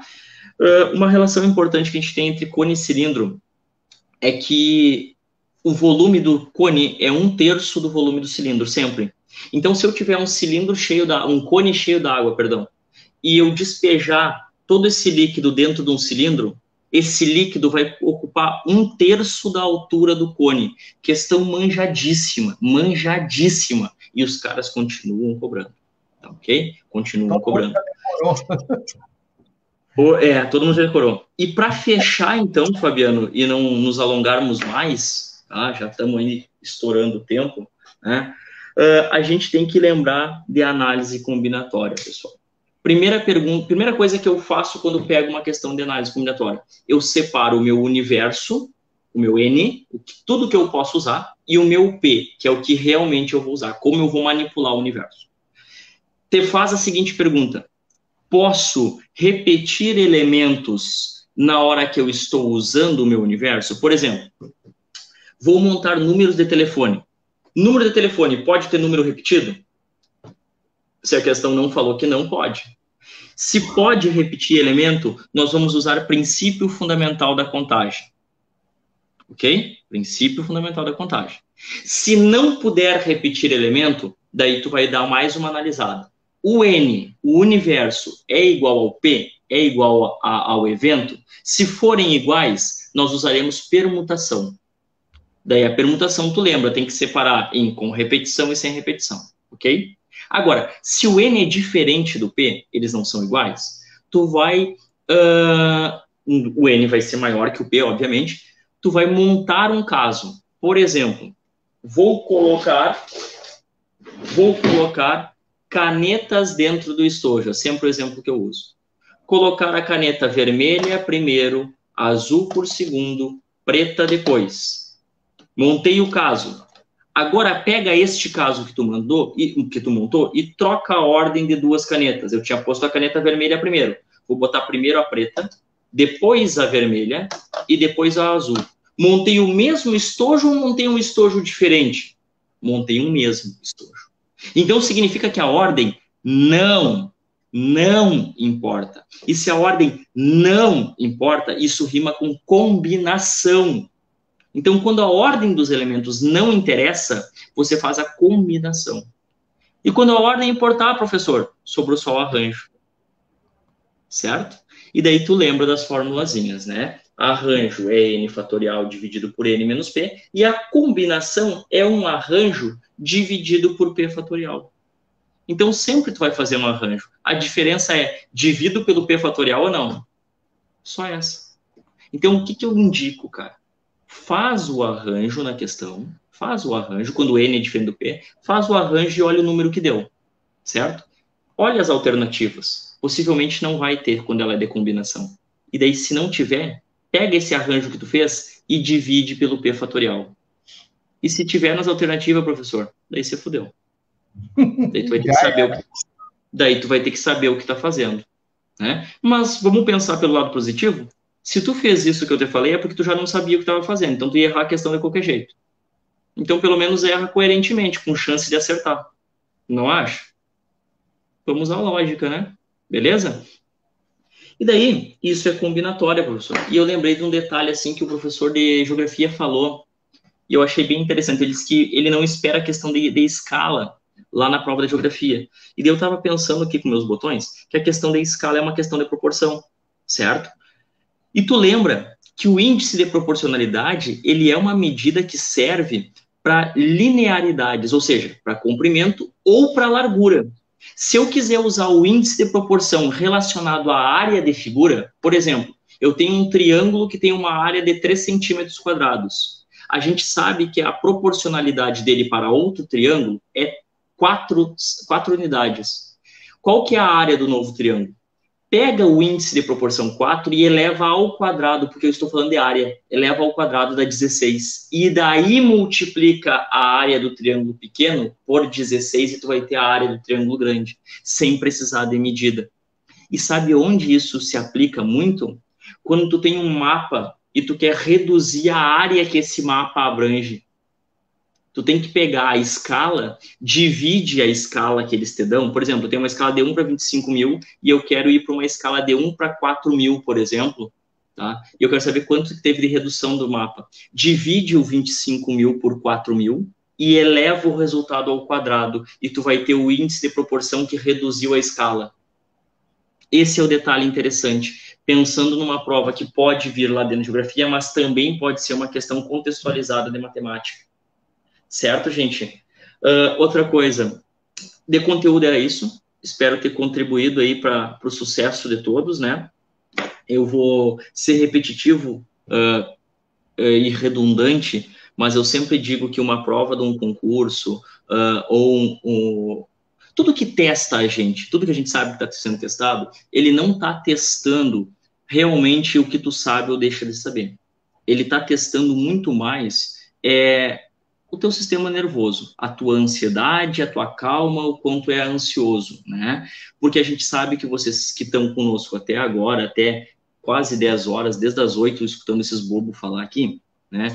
Vocês estão estudando, esses gordos, vocês estão estudando, vocês estão buscando, estão correndo atrás, e a gente sabe que numa prova a gente nunca está na nossa melhor condição, né?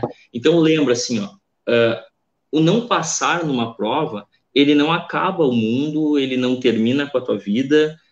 Muitos de vocês vão ter condições de fazer no próximo ano novamente, e quem está no último ano, né, e não, porventura não conseguir, cara, o mundo não é feito só de militares, né? É bom ter estabilidade, é bom, mas também quando a gente tem um tombo, esse tombo serve para que a gente possa crescer um pouco mais, verificar onde é que a gente está pecando e poder melhorar com isso. A gente tem que sempre tirar uma oportunidade de uma derrota, né? Então, relaxa, vai com calma, faz tua prova bem tranquilo, que com certeza tu vai almejar aí o que tu sonha, certo? Se não hoje, amanhã, se não amanhã depois, de repente por um caminho um pouco mais longo, mas eu tenho certeza que os teus sonhos, se tu correr atrás, tu vai conquistar de uma maneira ou outra. Beleza, gente?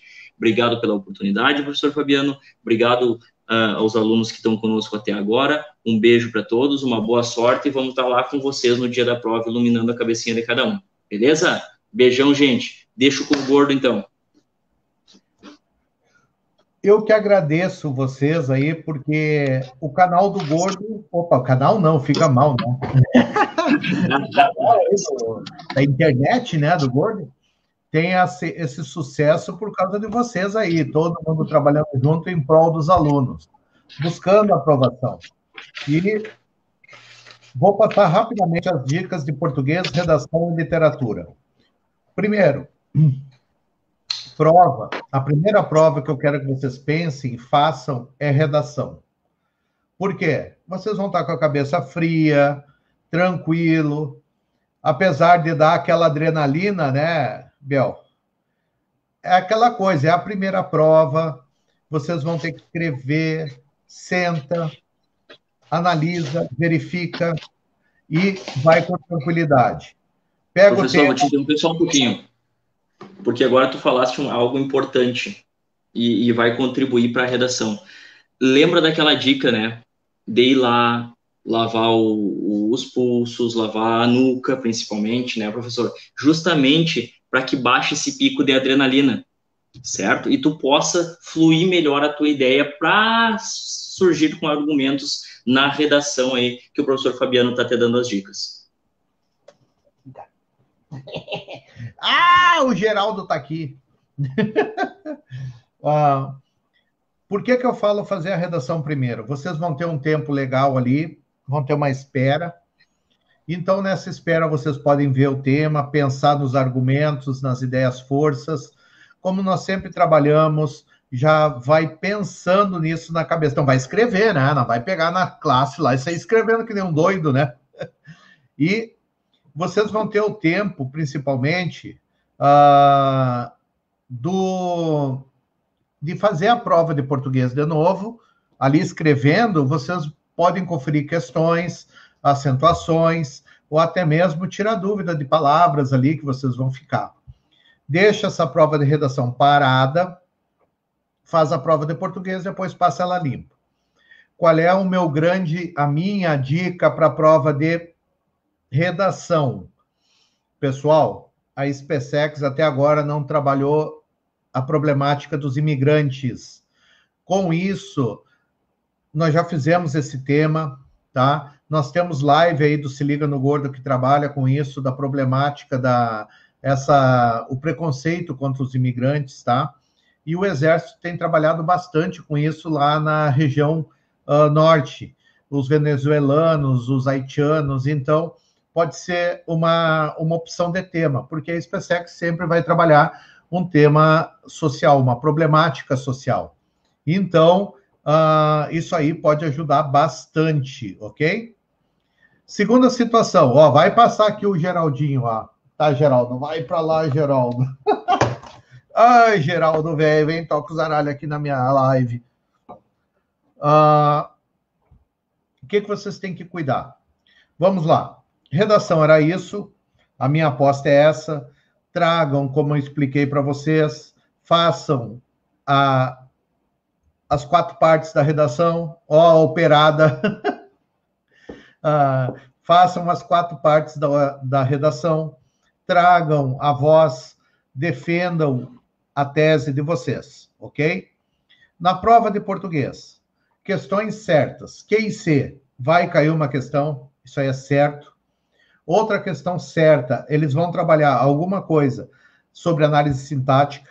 Vocês têm que saber os termos integrantes, termos acessórios e termos essenciais, saber classificar, achar eles dentro da oração, tá? Principalmente saber a diferença entre o complemento nominal e adjunta de nominal, vem se fazendo presente quase sempre nas provas. Questões de verbo, sempre cai uma ou duas. Teve uma prova 2018, caíram 4 questões. Então, verbos, vocês precisam saber principalmente o verbo haver no sentido de existir, tá? que dá essa diferenciação, ele fica impessoal. Outra situação bem importante é formação de palavras, tá? E estrutura de palavras. Saber fazer essa estrutura, classificação, é uma questão certa que eles também adoram cobrar. Eu acho assim, ó, acentuação, tá? Hífen, eles têm uma variação de ano a ano aí, pode ser que caia alguma coisa. Outra questão certa é de regência. Regência verbal sempre cai, principalmente aqueles verbos lembrar e esquecer, tá? Que sem o pronome, né? Sem a colocação pronominal dele, ele é transitivo direto. Se eu uso o pronome, ele já vira transitivo indireto. Teve uma pergunta bem interessante aqui, do Iago, que eu vou colocar aqui para vocês. Professor, o pronome lê sempre que tiver ao lado de um verbo de ligação será complemento nominal? Bom, olha só, quando eu tenho um verbo de ligação, eu vou ter um predicativo do sujeito. Esse predicativo do sujeito vai ser um adjetivo, tá? Então, ele vai ser complemento nominal. Então, eu tenho que tomar cuidado, porque o lê, você sempre vê em ele como um pronome oblíquo, como objeto indireto, mas ele pode ser complemento nominal ou adjunto adnominal.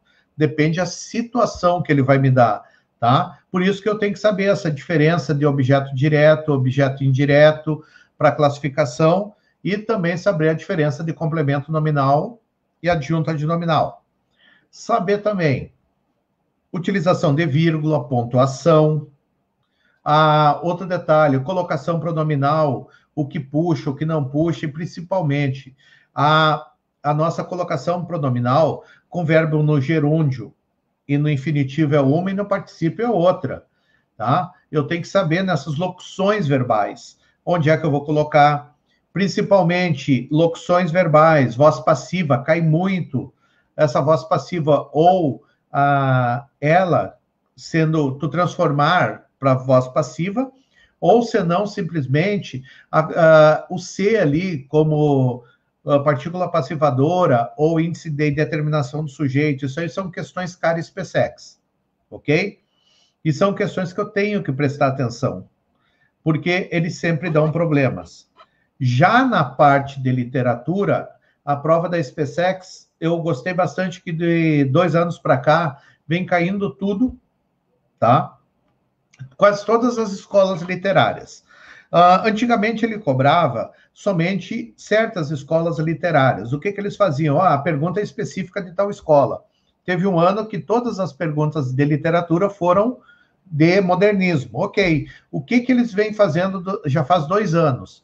Eles colocam, tipo, exemplos ou parte de textos, e ali eles colocam para identificação de escola literária, mas colocam várias escolas com as suas características, e o candidato vai ter que ver, opa, essa aqui é tal escola por causa disso. Melhor situação, porque força, assim, ó, eu consigo trabalhar todas as escolas e forço os alunos a se deterem em toda a literatura. Não só o modernismo. O modernismo é importante, mas eu tenho outras escolas literárias com uma importância bem maior, com a situação de mudar a literatura brasileira, ok? Então, eu vejo assim, ó, o que a gente tem que tomar muito cuidado nessas situações de classificação, de regência, concordância também é importante. A SPSEX vai cobrar uma questão, é certa, sobre orações, principalmente orações subordinadas, ou substantivas, ou adverbiais, e ela gosta muito de trazer também a situação de pronome relativo, tá? O que como pronome relativo, o qual, a qual, o cuja, que é posse, o onde, o aonde, que é lugar, e eu tenho que tomar esse cuidado. O que a Poli falou, a colocação do alpadeiro ou ao pepino, quando eu tiver crase, eu posso substituir para verificação de crase, mas sempre lembrando que a crase é um fenômeno, tá? Do a preposição mais o a artigo. E quem é que vai me pedir a preposição? O verbo. Ou, muitas vezes, ali, o nome, algo assim. Mas aí eu vou ter o quê? Eu vou ter o caso, adjuntos adverbiais femininos, à vista, à esquerda, à direita, eu preciso saber essas colocações. Tem uma questão muito interessante que eu sempre digo para os alunos sobre regência. Prefiro o apartamento à casa. E pergunto, opa, esse a casa, ele é craseado ou não? Aí o pessoal, não, a casa não pode ser craseado porque ele não está definido, mas esse a casa, ele é craseado. Porque quem prefere algo a alguma coisa. Então, eu preciso da crase. E outra coisa, eu tenho um determinante, o apartamento, a casa. Se eu tivesse prefiro apartamento à casa, não precisaria a crase. Mas aquele a é preposição. Ok? São dicas que eu estou dando para vocês que vão fazer a diferença na hora da prova. E, claro, manter a calma, tranquilidade, vai chegar lá, pega a redação, avalia, olha e analisa a melhor situação, ok? Analisa essa melhor situação do quê? Melhor situação de tranquilidade e o que a prova está pedindo, ok? Tranquilo? Alguma pergunta? Já cansamos vocês, é 1h50 de live com os professores, aí vocês viram o pessoal de Fortaleza, tá? Com o pessoal nosso aqui. Então, foi aí 1h50 de live falando sobre as principais dicas.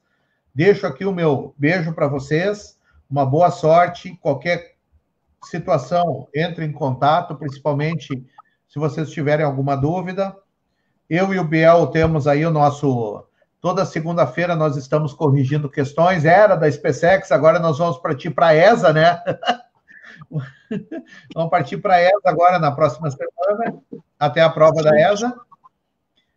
E depois nós vamos vendo aí AFA e vamos... AFA já foi, nós vamos resolvendo as questões aí de matemática em português, ok? Qualquer dúvida que vocês tiverem, entre aí, tem o canal, tem todo o material, e eu acho que a live ajudou bastante vocês. Biel, deixa o beijão aí para eles aí. Tá bem, então, um beijão, gurizada. Perdoa não ter acompanhado a live, professor, mas deu um probleminha aqui com a cirurgiada, né? Um enjoozinho normal, tá? Mas, de qualquer maneira, deixo aqui os meus votos de boa sorte a todos, mais uma vez. Obrigado por terem estado conosco. E nos acompanhem aí nas redes sociais, que a gente está sempre ativo com alguma dica ou outra. Qualquer dúvida pode mandar lá pelo Instagram, lá, Gabriel Pacheco W, né? E aqui pelo Facebook também tô. Não é, Fabiano? No grupo do Gordo, meu telefone está lá. Quem quiser também perguntar pelo WhatsApp, fica à vontade. A gente vai respondendo. Beleza, gente? Um beijão para todos, uma boa sorte. Vamos arrebentar nessa prova. Um abração a todos aí. Falou. Vamos lá. Tá? Vamos ver aqui agora. Não encerrou ainda, filho. Tá ao vivo. Não, mas aqui já encerrou para mim. Não. Não. Que dor nas costas, cara.